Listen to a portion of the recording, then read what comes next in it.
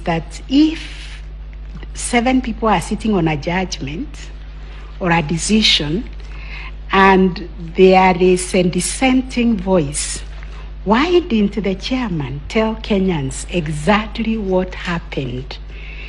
That we conducted this election, we came to the National Tallying Center, we have these results, but some of the colleagues have a dissenting voice. They will tell Kenyans why they are dissenting. I know that the events of 15th August are in our minds, but remember that there was an extra day by which Mr. Chebukati could have declared the result. Why did he not wait until that day? Violence or no violence? Perhaps you have another reason. Reach out to the commissioners, the 4 that are now named the 4. Try and reach a consensus. Address the question of the 27 constituencies so that these suspicions that have now cropped up would not have been an issue. Is there any other reason why he did not take advantage of the extra day to do what he had to do? Another thing that worries us, and I think your team should answer, is why the live streaming of the results stopped.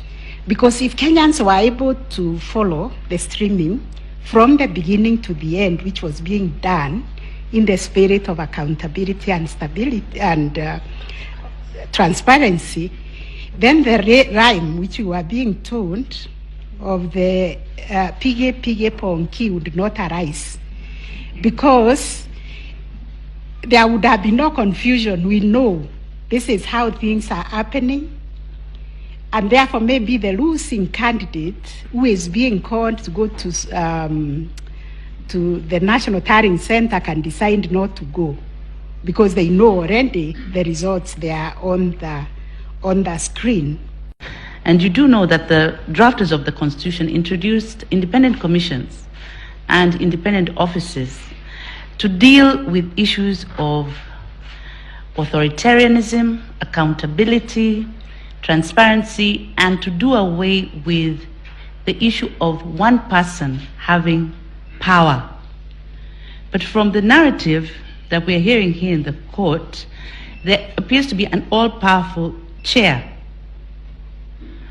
who so what is a check for this all-powerful chair if the commissioners have nothing to do with his role? What would happen if the chair was to announce the wrong results completely? Because in King Solomon's story, the protagonists were distinguished mothers, but here you call them 2 gentlemen. But I also remember that one of the mothers who turned out, or the mother claimants, who according to Solomonic wisdom could not have been the mother, is the one who was saying, cut the baby. But the other one, I remember, said, no, let her take the baby. Because what she was interested in is to preserve the baby. Would you be willing to advise?